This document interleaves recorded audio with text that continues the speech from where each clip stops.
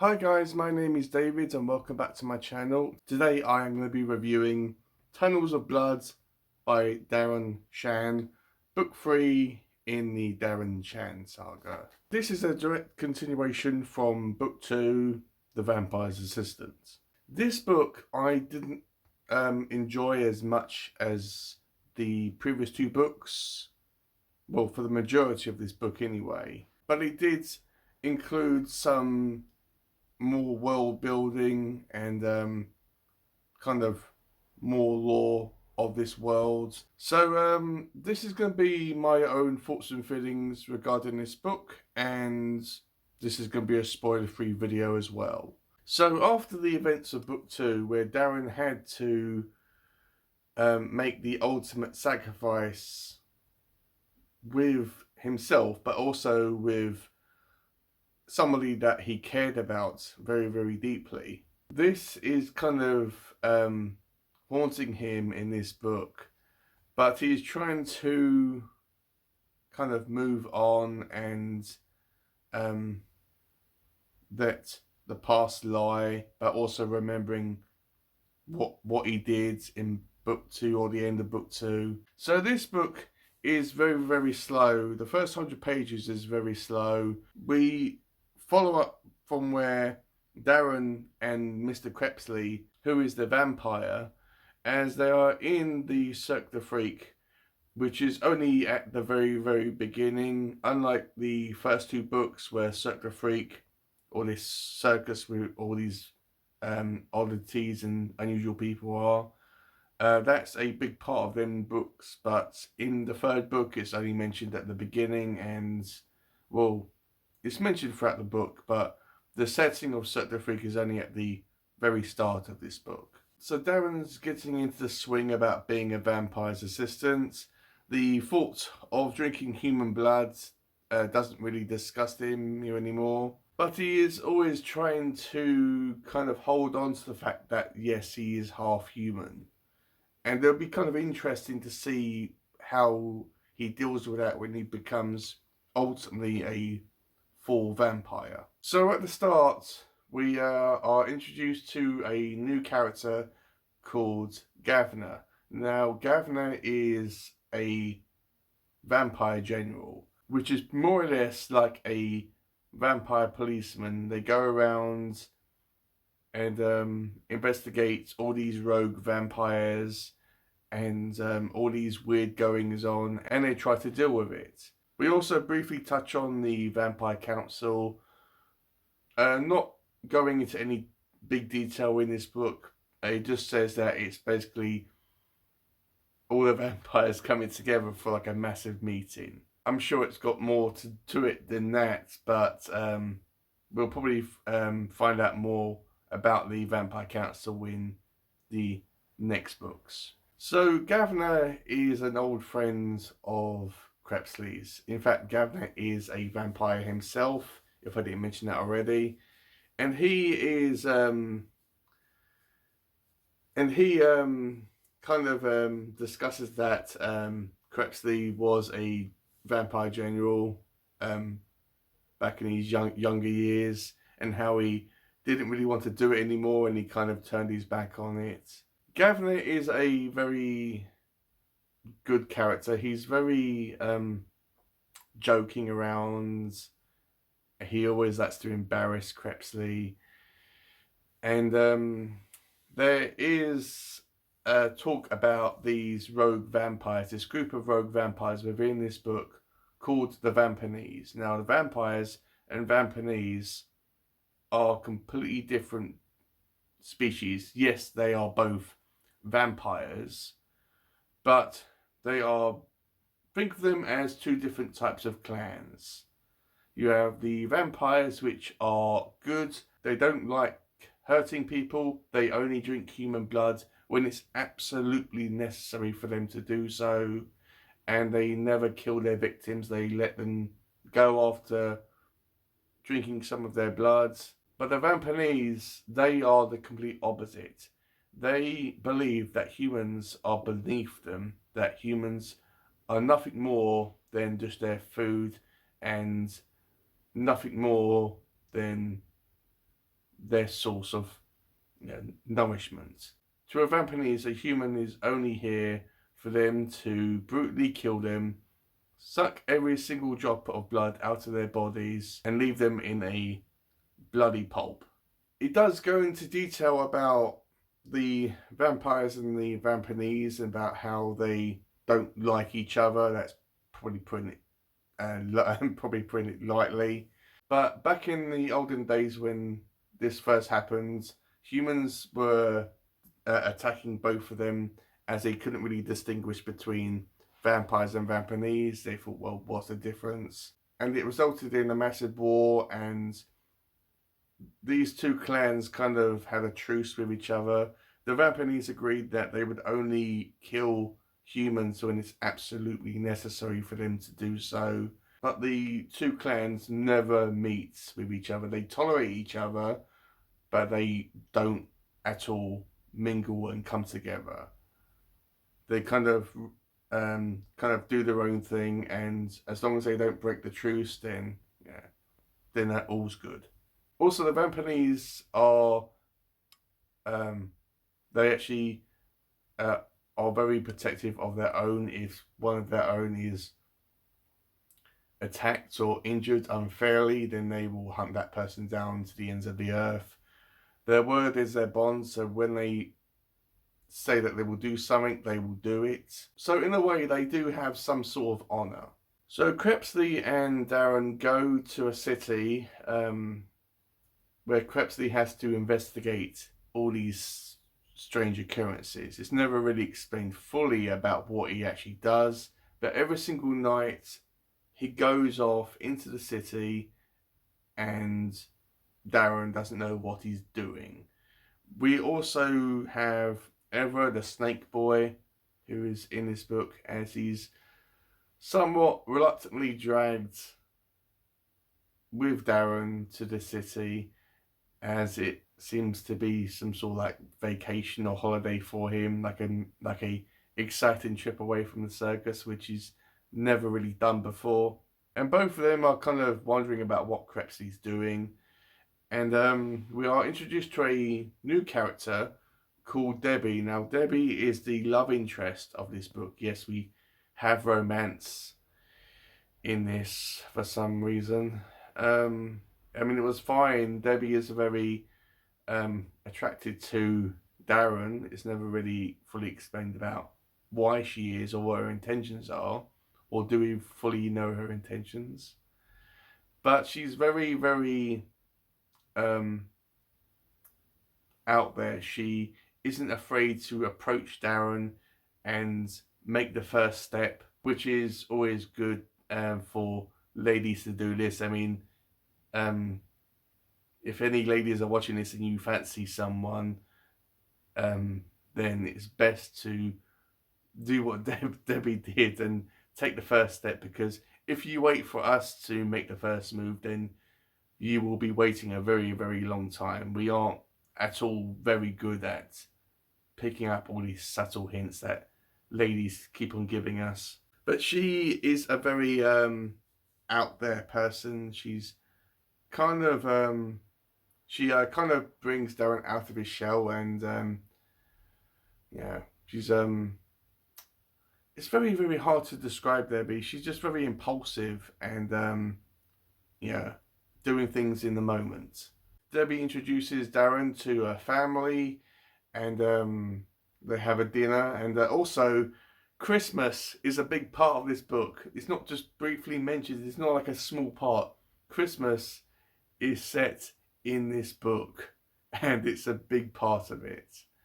Darren is invited to Debbie's parents, as I said, for a Christmas dinner. They have Christmas trees all over the house.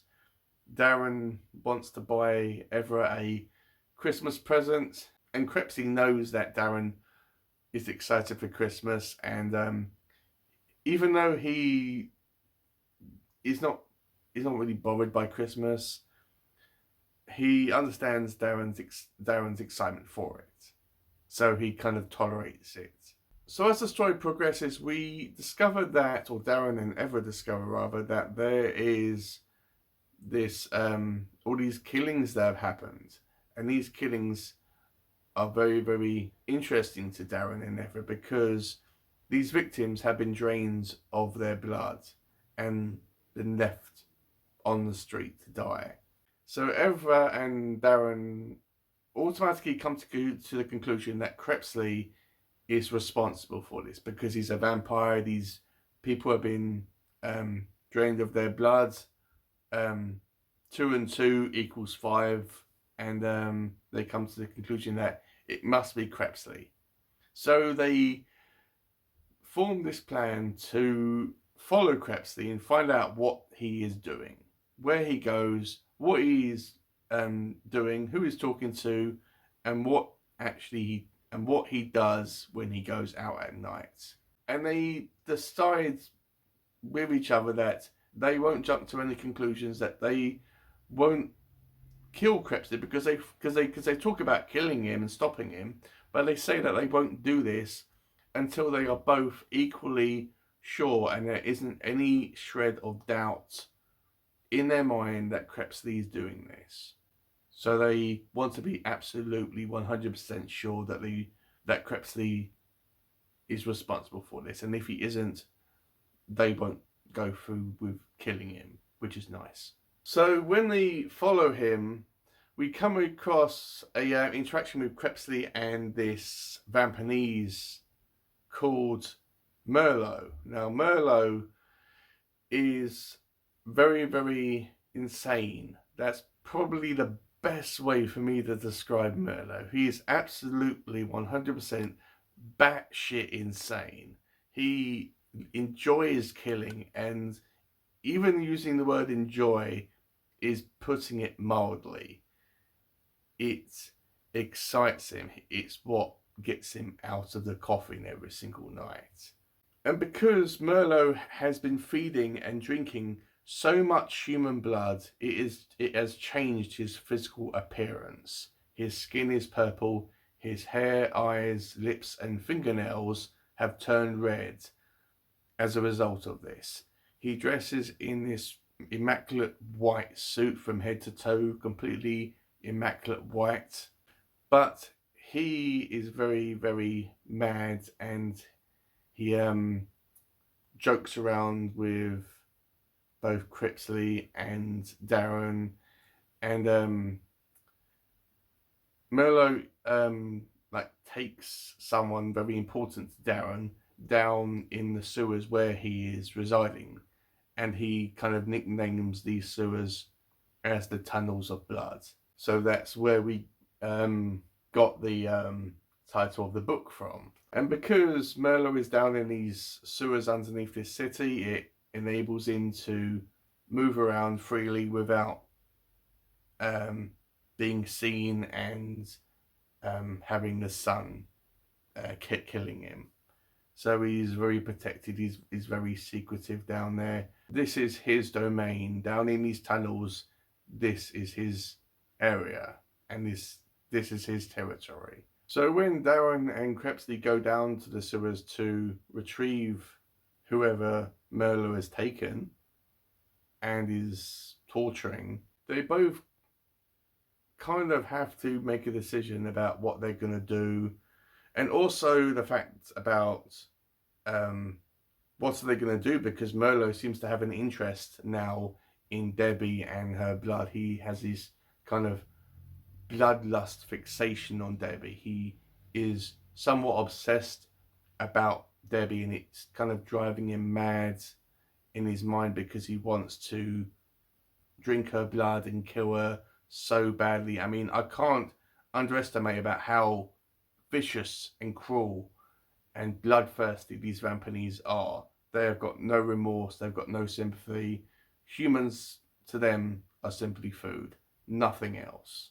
So when Darren finds out that Merlot has this kind of obsession and fixation towards Debbie and killing her, he has to make up his mind who he wants to save.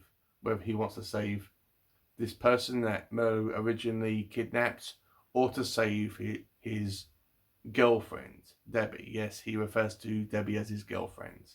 And the way that Darren writes about what Darren does in the book is extremely questionable. You actually question as the reader, oh my god, is he actually going to do this? Has he crossed that line about going too far? Is he going to do something very unspeakable that he can't like ever take back? And in the end, Darren does what he believes is the right thing to do. I think I want to leave it like that. I don't want to say too much because the ending is kind of a jigsaw puzzle. When all the pieces come together, you're not sure about what is going to be happening, but when all the pieces fit together, it comes together at the end. I don't know. I'm terrible at explaining stuff, guys. But that's as far as I want to go with the ending of this book. It's a very sad ending. It's an ending which is sad but also happy at the same time. And I love it how this book kind of has the setting of Christmas.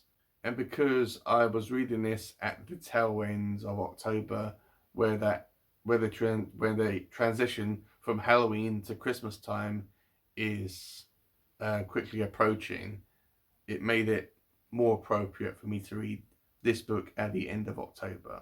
But with that said, you can read it anytime, but in my personal opinion, if you're going to read the Darren Shan Saga, make sure that you read book 3 during or close enough to Christmas time, as it's more appropriate. You know, you don't want to read a Christmas book. Well, I wouldn't classify this as a Christmas book, but a book that's set in Christmas time during the heat of summer. So as I said, this book was kind of a letdown for me. It wasn't terrible, but for the first 100 pages, it did drag a lot. It took a lot of time for the story to get going and be more interesting. It really picked up in the last 60 pages. I love it how we are introduced to the Vampanese and their conflict with the vampires. I can't wait for that to be explored fully in the next books. The character of Debbie, she was fine.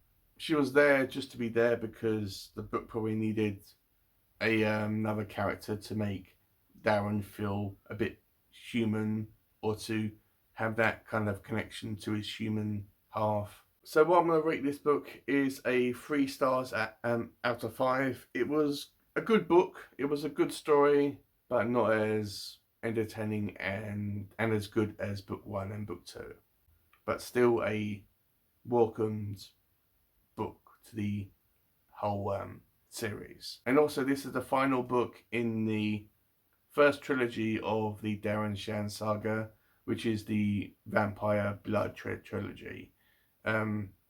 This whole series is split up into trilogies. I'm actually not sure why. So anyway, guys, that's been my video. Gone on for a bit too long than I originally wanted it to. Let me know, have you read this book? What did you think about it? I know that some people are interested in this whole series. I